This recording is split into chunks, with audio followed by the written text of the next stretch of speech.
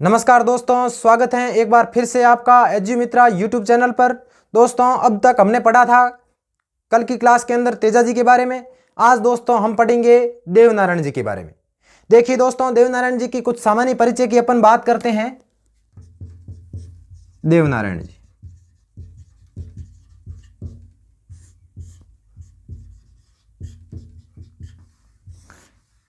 देखिए दोस्तों, सामान्य परिचय की बात करें तो देवनारायण जी का जन्म दोस्तों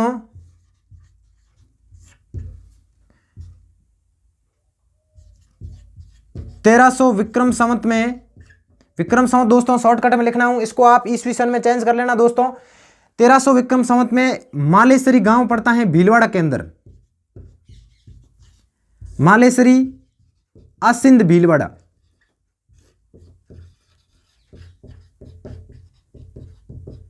में इनका जन्म हुआ था। दोस्तों कहते हैं कि इनका जन्म बगड़ावतों के नागवंशी कुल में हुआ था।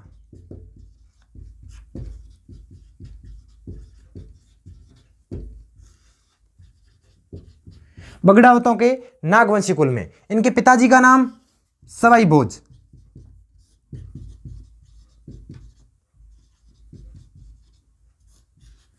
देखिए दोस्तों, सवाई भोज स्वयं लोक देवता के रूप में पूजे जाते हैं। इनका भी मंदिर आसिंद गांव भीलवाड़ा के अंदर ही दोस्तों, ये ध्यान रखना। एग्जाम में कई बार क्वेश्चन पूछ लेते हैं कि आसिंद भीलवाड़ा में देवनारायण जी के अलावा किनका मंदिर स्थित है, तो ध्यान रखना सवाई भोज का। ठीक है ना दोस्तों। इनकी माता का नाम सेंदू, या इनका नाम मिलता है साडू खट्टाणी। साडू खट्टाणी। देखिए दोस्तों, इनका विवाह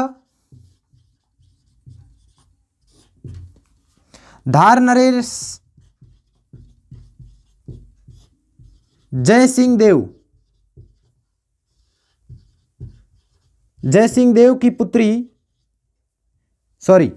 पोती, जय सिंह देव की पोती पीपल देव के साथ में। ठीक है दोस्तों, इनके मूल नाम की बात करते हैं। इनका जन्म नाम या मूल नाम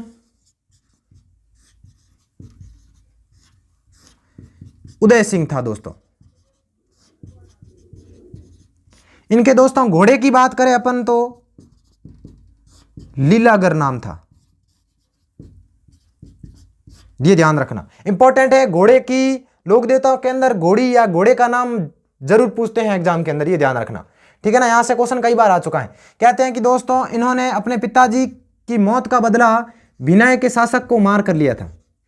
भिनाय अजमेर के अंदर पड़ता है दोस्तों। भिनाय के शासक को मार कर लिया था, शासक को मार कर लिया था। एक दोस्तों इनके बारे में बात ध्यान रखना, इनकी मृत्यु देवमाली ब्यावर के अंदर हुई थी। देवमाली गांव ब्यावर दोस्तों अजमेर के अंदर पड़ता है, आप सभी को पता ही होगा। इसी देवमाली को बगड़ावतों का गांव भी कहते हैं, ध्यान रखना।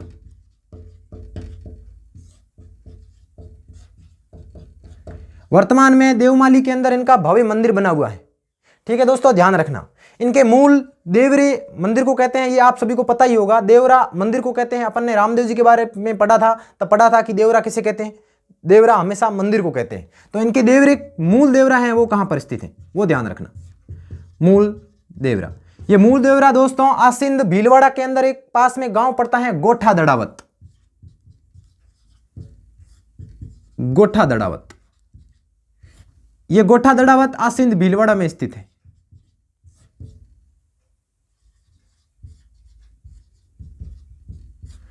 यहां पर इनका मूल देवरा बना हुआ है। उसके अलावा अन्य मंदिर की दोस्तों अपन बात करते हैं तो अन्य मंदिर कहां कहां स्थित है, यह ध्यान रखना। अन्य मंदिर में बात करें तो एक देवमाली में स्थित है, देवमाली ब्यावर में है, बताया था मैं, जैसा कि मैंने आपको पहले भी। दूसरी बात करें तो अपन देवधाम जोधपुरिया,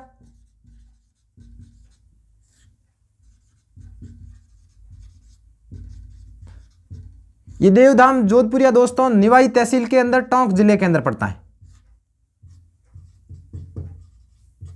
उसके अलावा दोस्तों तीसरे मंदिर की अपन बात करें तो तीसरा मंदिर है देवडूंगरी की पहाड़ी चित्तौड़गढ़।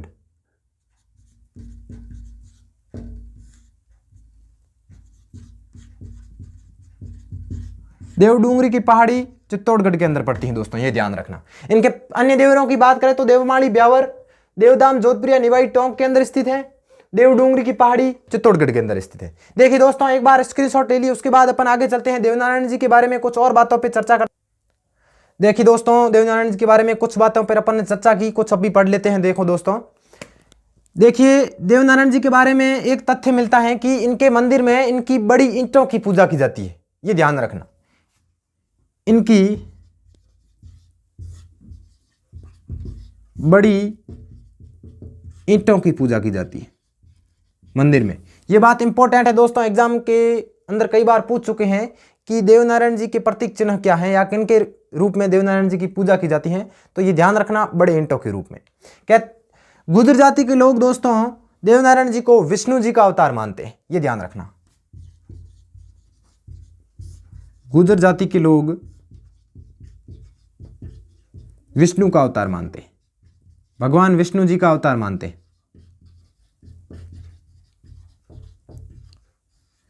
कहते हैं कि दोस्तों गुर्जर जाति के लोग इनकी तिथि को अर्थात भाद्रपद शुक्ल षष्ठी, भाद्रपद शुक्ल षष्ठी को न तो दूध बेचते हैं और न ही दूध को जमाते हैं, यह ध्यान रखना। भाद्रपद शुक्ल छठ दोस्तों, भाद्रपद शुक्ल छठ को ऊब छठ भी कहा जाता है, हल षष्ठी कहा जाता है। इसी दिन बलराम जी की जयंती भी मनाई जाती है दोस्तों, ये अपन त्योहारों के अंदर चर्चा करेंगे। देखिए दोस्तों, भाद्रपद शुक्ल छठ है यहां पे। भाद्रपद शुक्ल छठ को गुर्जर जाति के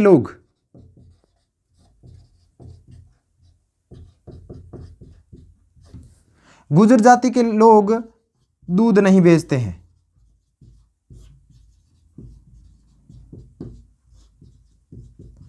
और न ही जमाते हैं, ये ध्यान रखना। इंपॉर्टेंट फैक्ट है दोस्तों, एग्जाम में कई बार पूछ लेते हैं, ये ध्यान रखना। आगे अपन दोस्तों बात करते हैं तो इनकी फड़ के बारे में। देवनारायण जी की फड़,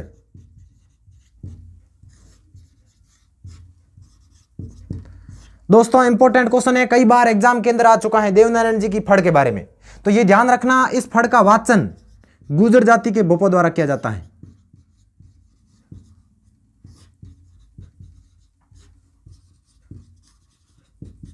गुर्जर जाति के बोपों द्वारा। वाद्य यंत्र की अपन बात करें तो जंतर वाद्य यंत्र के साथ किया जाता है, जंतर वाद्य यंत्र के साथ किया जाता है। आगे अपन फड़ के बारे में एक और इंपॉर्टेंट फैक्ट है, फड़ के ऊपर संचार मंत्रालय द्वारा दोस्तों डाक टिकट जारी हो चुका है, तो ध्यान रखना। संचार मंत्रालय द्वारा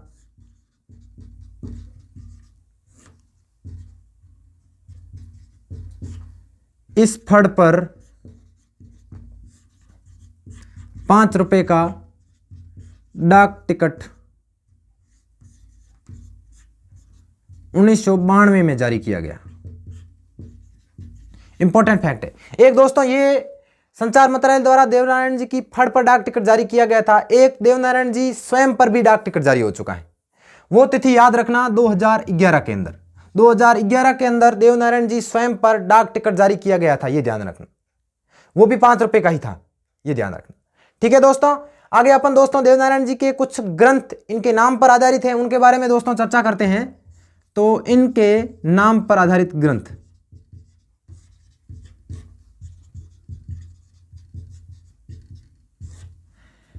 पहले ग्रंथ की बात करें तो देवजीरीवात, दूसरा बगड़ावत, तीसरा देवनारायण जी फड़,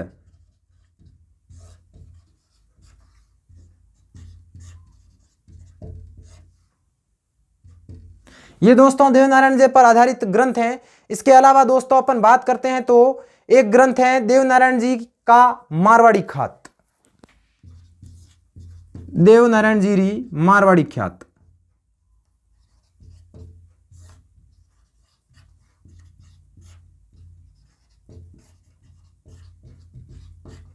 ये 4 ग्रंथ इनके नाम पर आधारित है दोस्तों, ध्यान रखना। देवगिरी बात, बगड़ावत, देवनारायण जीरी फड़, देवनारायण जीरी मारवाड़ी ख्यात। याद रखना, इंपॉर्टेंट क्वेश्चन है, कई बार एग्जाम के अंदर दोस्तों पूछ लेते हैं। एक बात और इनके बारे में ध्यान रखना दोस्तों, ये औषधि शास्त्र के ज्ञाता थे, औषधि शास्त्र के ज्ञाता थे। कहते हैं कि इन्होंने नीम तथा गोबर से, नीम की पत्तियों तथा गोबर से औषधियां बनाई थी।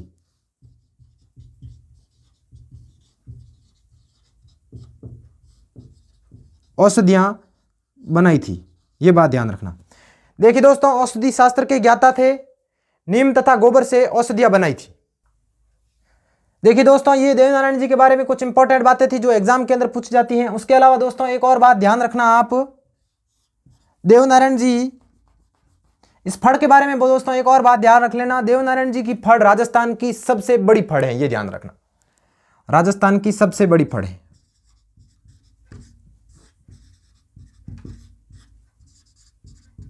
ये बात ध्यान रखना, इंपॉर्टेंट क्वेश्चन है, कई बार एग्जाम के अंदर पूछ भी लेते हैं। और एक बात ध्यान रखना दोस्तों, इन्हें खीर तथा चूरमे का भोग लगाया जाता है।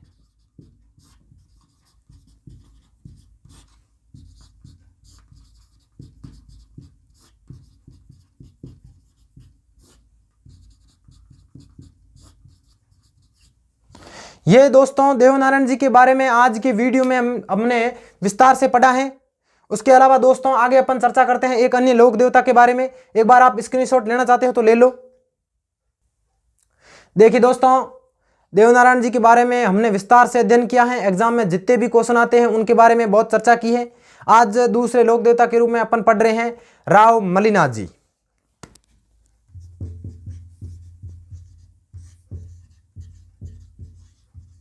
दोस्तों इंपॉर्टेंट है राव मलिनाथ जी, एग्जाम में अभी वीडियो पटवार के अंदर दोनों के अंदर क्वेश्चन आया था मलिनाथ जी से संबंधित। देखिए दोस्तों, इनके सामान्य परिचय की अपन चर्चा करते हैं थोड़ी सी। इनका जन्म 1358 ईस्वी में मारवाड़ के अंदर हुआ था। देखिए दोस्तों, आपको मलिनाथ जी की जानकारी होनी चाहिए, मैं थोड़ी बता देता हूं, आप देख लेना। आपने मलिनाथ जी का नाम वैसे सुना होगा, बाड़मेर में मालानी क्षेत्र का नामकरण भी इनके नाम पर ही आधारित है दोस्तों, ये ध्यान रखना। कहते हैं कि इनके पिताजी का नाम सलखा जी था। सलखा जी की कोई संतान नहीं हुआ करती थी। ये किसी साधु के पास जाते हैं तो कहते हैं कि साधु के आशीर्वाद से इनके 4 पुत्र हुए थे। 4 पुत्रों के नाम ध्यान रखना दोस्तों। सबसे बड़े थे मलिनाथ जी,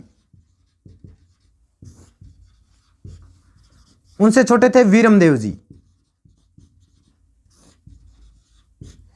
और एक पुत्र का नाम था जेतराम,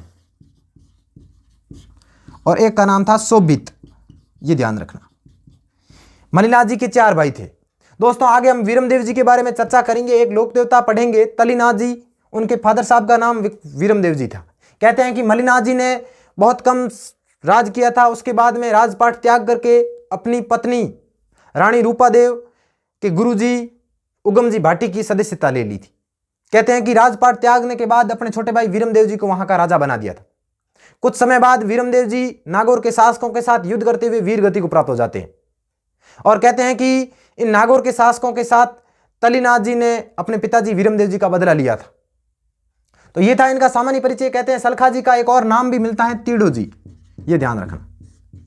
तो इनके पिताजी का नाम लिख लेना तीड़ो जी या सलखा जी, ये ध्यान रखना। कहते हैं कि सलखा जी ने जीवित ही मलिनाथ जी का राज्याभिषेक कर दिया था और स्वयं भक्ति करने चली गई थी। इनकी माता जी का नाम भी दोस्तों ध्यान रखना जानी दे। इनके गुरु का नाम ध्यान रखना दोस्तों उगम जी भाटी। इनका विवाह या पत्नी का नाम ध्यान रखना दोस्तों रानी रूपा दे।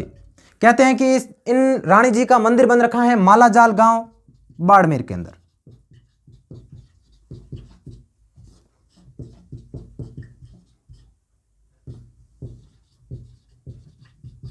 मालाजाल गांव बाड़मेर के अंदर इनका मंदिर बन रखा है। ये भी बात है दोस्तों, ये ध्यान रखना। थोड़ा डायग्राम बना देता हूं, आपको अच्छे से समझ आएगा इसके बारे में। ये है राव मलिनाथ जी का मंदिर। ये मंदिर दोस्तों बाड़मेर में एक जगह पड़ती है बालोतरा के पास में, तिलवाड़ा, तिलवाड़ा नामक स्थान पर बन रखा है। और इधर कुछ ही दूरी पर एक मंदिर बन रखा है, रानी रूपा देवी मंदिर।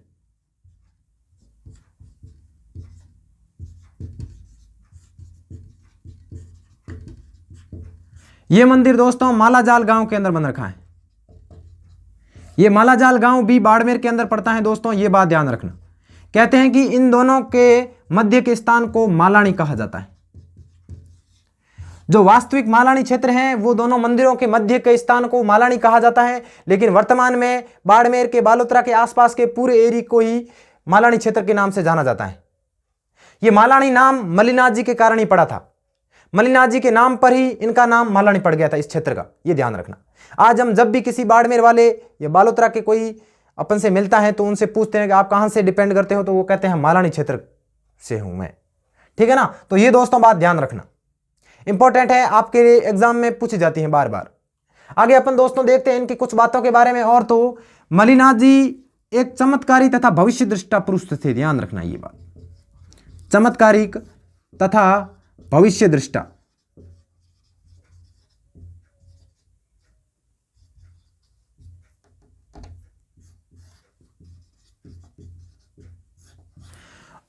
दोस्तों एक बार स्क्रीनशॉट ले लो, उसके बाद भी अपन आगे चलते हैं और आगे कुछ बातों के बारे में और चर्चा करते हैं।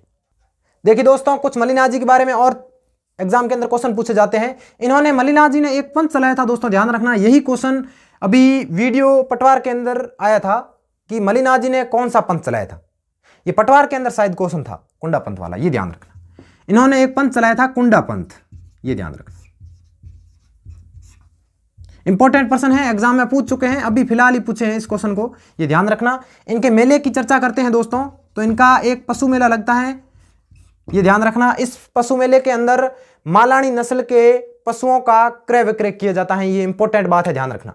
मालानी नस्ल का घोड़ा बहुत तेज धावक होता है, ये भी बात ध्यान रखना। मालानी नस्ल के घोड़े राजस्थान के अंदर बहुत फेमस हैं, ये ध्यान रखना। मेला लगता है दोस्तों चैत्र कृष्ण एकादशी से चैत्र शुक्ल एकादशी तक।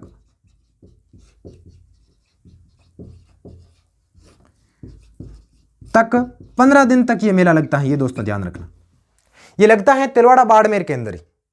ठीक है दोस्तों, इस बात का ध्यान रखना। इनकी राजधानी की बात करें अपन, उस समय मारवाड़ के राठौड़ वंश की राजधानी कौन सी थी, तो ध्यान रखना मेवानगर, मेवानगर राजधानी थी।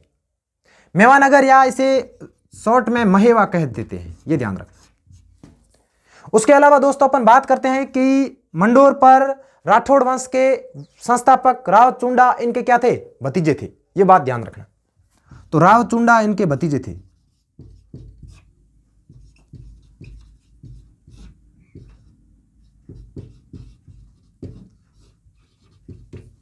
एक और दोस्तों बात ध्यान रखना, दिल्ली का एक शासक हुआ है फिरोज शाह तुगलक।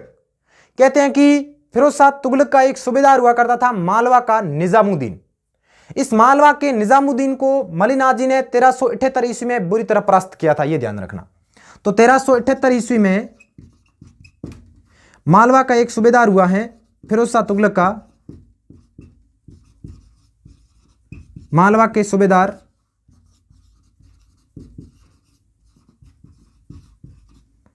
निजामुद्दीन को परास्त किया था।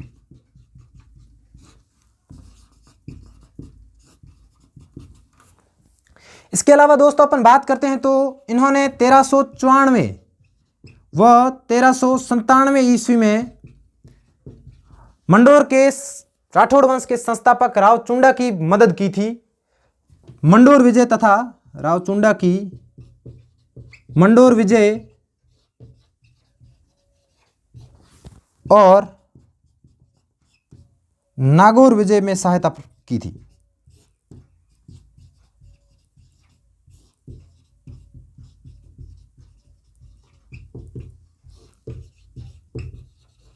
ये ध्यान रखना। ठीक है दोस्तों, ये थी मलिनाथ जी के बारे में कुछ इंपॉर्टेंट बातें जो एग्जाम के अंदर बार बार पूछी जाती हैं। दोस्तों ये था आज का वीडियो। आपको पसंद आया होगा। पसंद आया है तो दोस्तों लाइक कीजिएगा, सब्सक्राइब कीजिएगा, कमेंट कीजिएगा, शेयर कीजिएगा, ताकि वो भी देखे। बहुत मैटर लिखा रहे हैं दोस्तों। अगले वीडियो में और नए लोक देवता के साथ फिर मिलेंगे दोस्तों। ठीक है, नमस्कार।